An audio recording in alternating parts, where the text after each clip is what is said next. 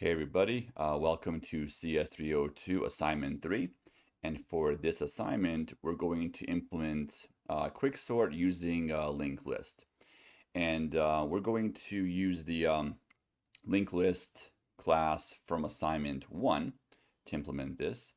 So in your class, you probably have covered Quicksort by now, and you might have been using the algorithm that uses a dynamic array or an array.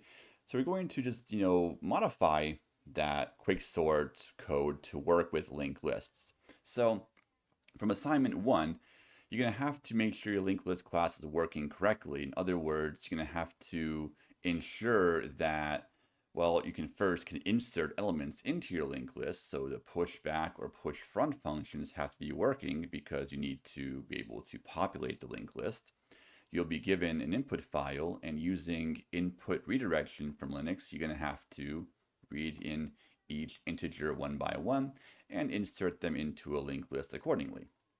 Now, of course, you have to have your destructor written correctly as well because you want to deallocate the object once your program is done, but I believe that shouldn't be too big of a problem. So inserting and deallocating should be really not a big problem from assignment 1, but I believe the real issue possibly would have been that swap nodes function. So you want to make sure you have swap nodes working correctly. And now what I mean by correctly, I mean the way that it was explained in assignment 1 PDF. So if you only swap just the data fields of the nodes, well, even though that does work, it's just not the way you were instructed to implement swap nodes. You want to, swap the two nodes physically in the linked list, not just data fields, but you want to move the actual two nodes in the linked list.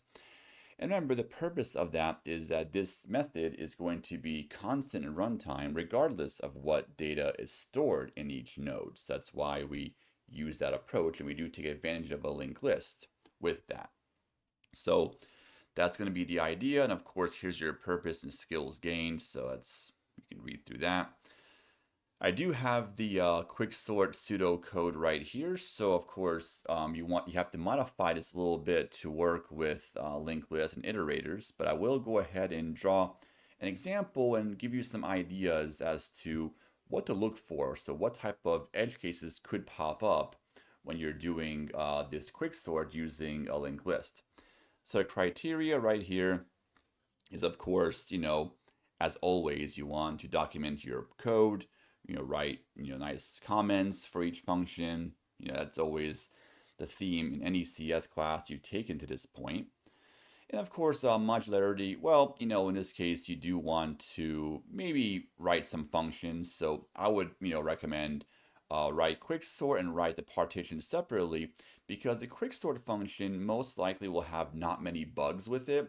So you want to write the partition function because for the most part, your bugs and your debugging is going to happen in partition. So this will help you debug your code because most of the work is done here. So I'd recommend have a separate quicksort function and a partition function, and of course you can have other functions as needed, but at least have these two so you do somewhat modularize your program. Now, of course, since quicksort is recursive, you're going to have to, at least have one function for sure, which will be quicksort. Now, you could put this partitioning code into the quicksort function, but I would recommend to separate these. Then, of course, you have to make sure your linked list class is implemented correctly. So make sure the insertion function, pushback, push front are working. And of course, swap nodes has to work correctly, as in you must write swap nodes the way it was designed from assignment 1. So you may have to spend a little bit of time on this assignment to make sure the swap nodes is still working. So you want to maybe have to spend some time on that potentially. And of course, as mentioned earlier, just make sure you have no memory leaks. But again, that's just going to be just your destructor, which I don't think that was a big problem from assignment 1. Now for a sample run, you can imagine the output is going to be a sorted array. So in the sample run, I just display the input file right here, unsorted, and I just compile my program. So remember, you could include ll.h and ll.cpp. You can include those in your Quicksort file.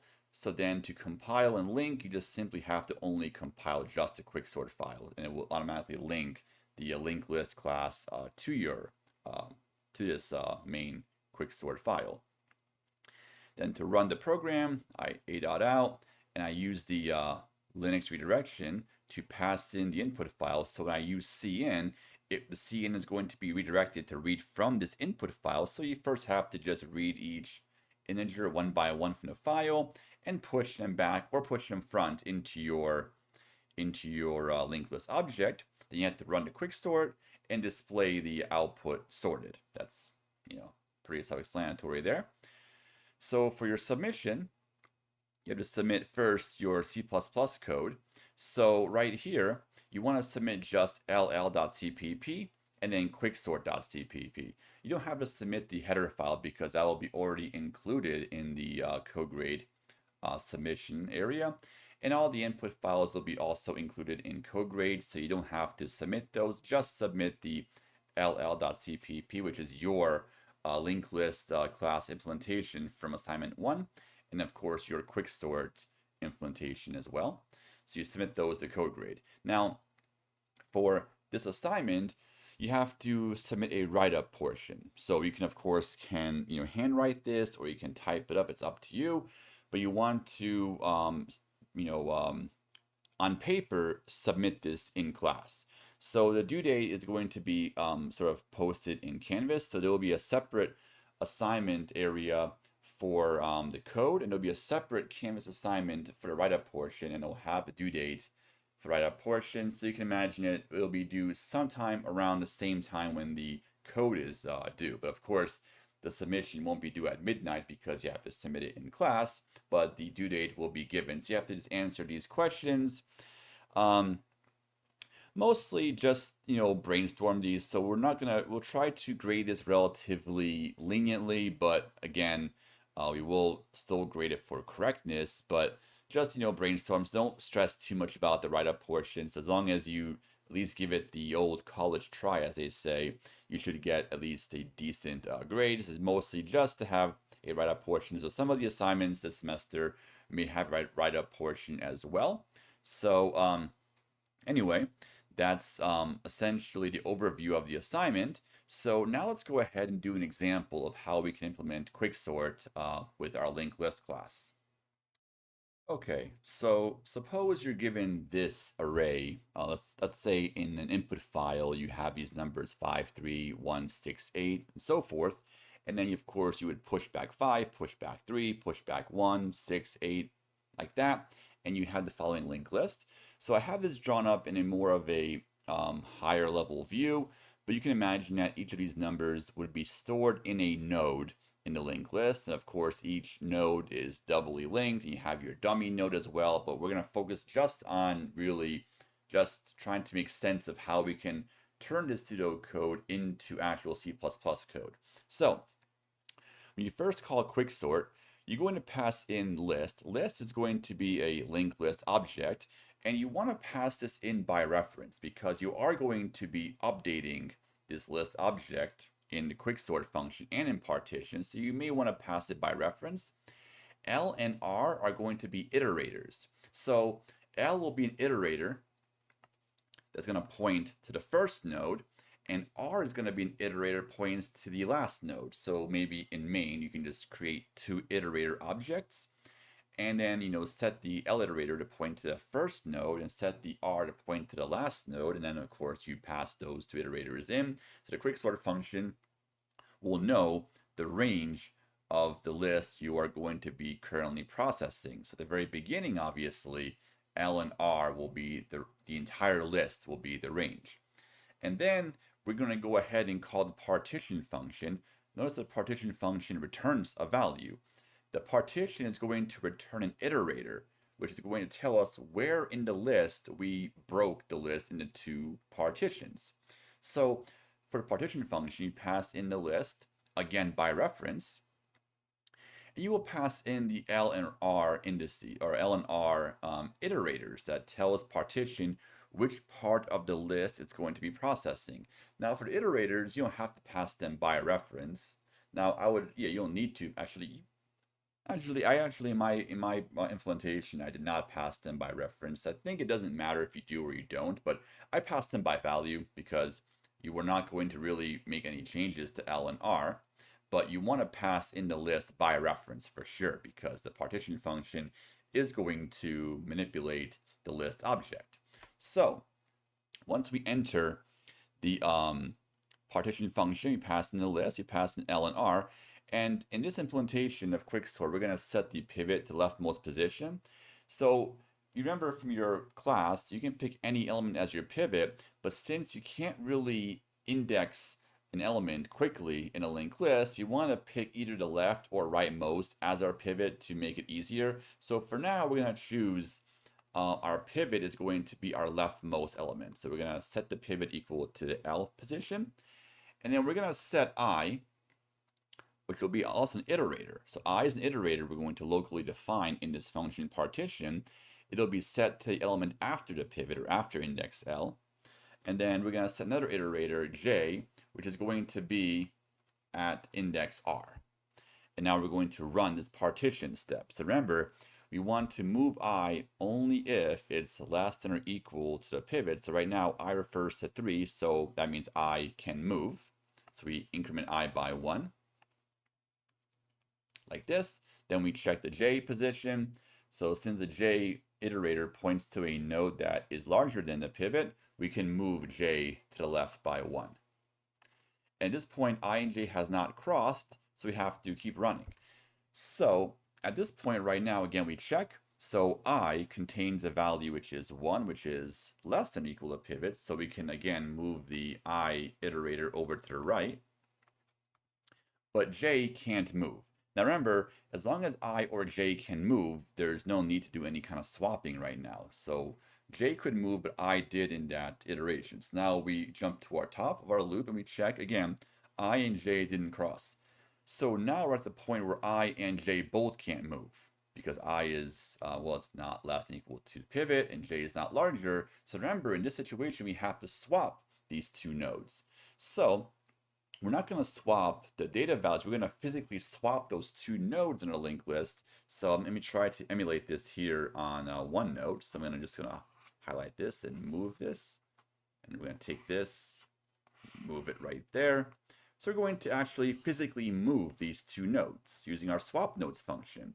So now we swap the two statistics because remember, in this iteration, I couldn't move and J couldn't move. So then we have to swap those to break this deadlock. So now that we swap them, we of course move I to the right. And then now J moves to the left. And again, they haven't crossed yet, so we have to keep running partition. So we check once again. We go to our loop, to the top of our loop. Now I can't move because I is a value that's not less than the pivot, but J can move. So since one of these two was able to move, we don't have to do any kind of swapping. We just move the J like this. And now again, since I and J hasn't crossed, we have to again run another iteration of our while loop. So we check. So I again can't move because I is not less than our pivot. And J can move because J is larger. So now J moves, and now we see that I and J has now crossed. So now we break out of this while loop at this point because now we're able to successfully partition this list. So now what happens is we're going to return this iterator J back to the quicksort function. And notice on this line right here in quicksort, partition returns J, which will be assigned to that P variable. So now let's go ahead and just erase all of this because remember, this pivot and I and J were defined locally in partition. We return J back to quicksort. So I'm going to go ahead and erase all of these. And now this P variable is going to be set right here.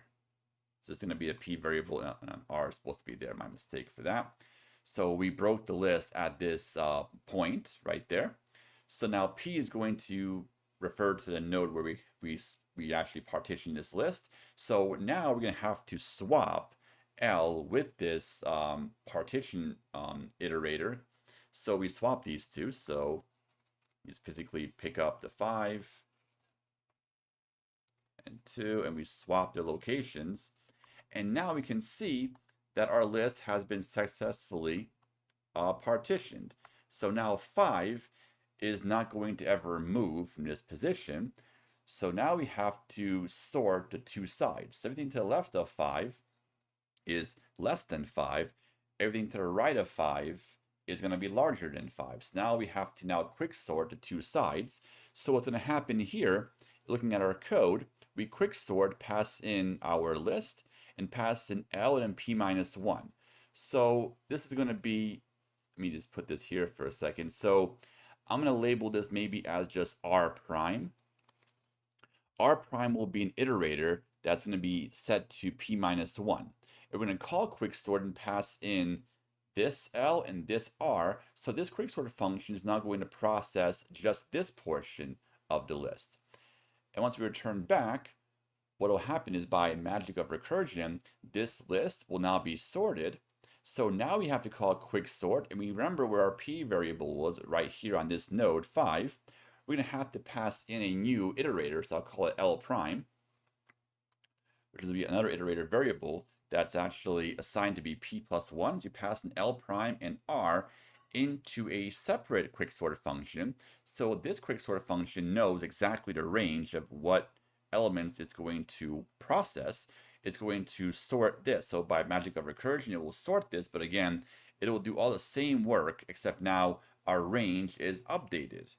And then, of course, our program is done. So you have to make sure that we handle these cases. So, anyway, that's pretty much our quicksort function. Now, a few edge cases to consider. So let me just go ahead and just now I'm going to pause the video. I'm going to recreate this and go over possible edge cases you want to consider when writing your quicksort using linked lists. Okay, so let's consider a few cases. So first of all, for checking whether I and J's have crossed, it's rather simple if you're using an array where imagine if I and J were indices, because you can just compare the values. So let's say if J's index is less than I, then we know they crossed. But with linked lists, we can't really just do that comparison. I mean, even if you implemented a less than operator for iterators, that would not help you, because how do you really compare the two iterators? If you say I is less than J, in terms of like their memory addresses, well, remember linked list nodes are scattered all over the place in memory, and the next and previous pointers kind of, I guess, it kind of glues these nodes together. So really, there's no actual way of being able to tell if I is less or large. Now, of course, there are other ways you can do this, but we don't want to really use, if we're using indices for I and J, then it's going to actually, that's kind of, we're not really using the linked list class correctly. So you don't want to just have separate indices and have counters like that, because again, you may as well use an array at that point. So we want to avoid that. So you want to write our code in a more smarter way. So what we do right now is we can tell when I and J is crossed. So at any point, once I and J equal each other, then we know for sure that the next time I or J moves, then a cross will happen. So we want to have a Boolean that checks that. So for example, like right here, when we're at this situation where this value is less than the pivot, so I guess I should have put this here. This is my pivot in both cases. So in this case, I is going to move to the right by 1. And when this happens, we check immediately. Okay, I and J equal each other. So now that means whether I or J moves, if either of these two iterators move, that's going to cause an automatic cross to happen. So in this case, after we move the I, we then move J. When that happens, we know a cross happened. We can escape the while loop immediately and return J, because we know we have a cross right there. So really, it's very simple actually in a sense. All we have to do is after every time we move I or J, we check immediately if they are the same position, or they point to the same node using the equals equals operator. If they are, maybe set a Boolean flag. So that means that tells you that if, let's say, next time if either I or j moves and the flag is true, that means you know i's and the j's have crossed, so you partitioned. So you want to check that. Now, in this case, another edge case happens right here, because notice in this situation, well, we have to swap the I and j value in this case. After we swap, remember, I'm going to move this like this, so we just physically have to move these two nodes like that using our swap function. When this happens, what's going to occur is then we, of course, move the i's and the j's automatically. But again, we want to constantly check every single time we move I or j. Right after we move either iterator, check and make sure that they are not, if they point to the same node, that means we know the very next time anything moves, that's going to automatically cause them to cross. So over here, for example, after you swap those, we move I to the right by 1, and we check immediately. Oh, I and j are equal, so we're going to set the Boolean flag to be true. So now, if anything moves from this point on, we know a cross happened. So after we move the I, we then move the j, but the flag was true, which means, okay, we know a cross happened, return j right there, and we're done. So that's, you want to consider those cases. So you want to avoid using actual integers to count the position of I and j, because if you do that, it's kind of, there's no need for that. So let's just try to keep everything using just linked list iterators and so forth. So again, also a few cases could occur where, let's say if you have to swap, let's imagine for a second that, let's say the j elements, let me just draw another example right here. Let's say we have a situation like this, where we have an element right here. This is where j is going to be, and r. And imagine that the I index moves all the way over here and actually passes r, let's say. So that could happen. You might actually end up picking a pivot that's so bad that it's going to break the list very unevenly. Well, in this case, if you were to swap the j with the pivot position, let's say, what happens is this. So the 5 and the 2 swap, but guess what else happens? Then what happens is the j and the r will also move. So what will happen is swap nodes function is going to set the j back over here, but the r index that you have defined in your partition or quicksort function is also going to move. So you want to make sure you then assign r to point to where j points to make sure r still points to the same position. So be careful, because you could have a case where both r and j both refer to that node, and we swap the 2 into 5, or then what happens is r and j both move, and the swap nodes function will adjust j, but it won't adjust r. So make sure you also handle those cases as well. So that's another case that could cause some problems. So anyway, that was the explanation for the quicksort algorithm. I went over some edge cases, so hopefully this video did give you some insight for the assignment. So I guess happy coding and happy brainstorming for the written portion, and until next time.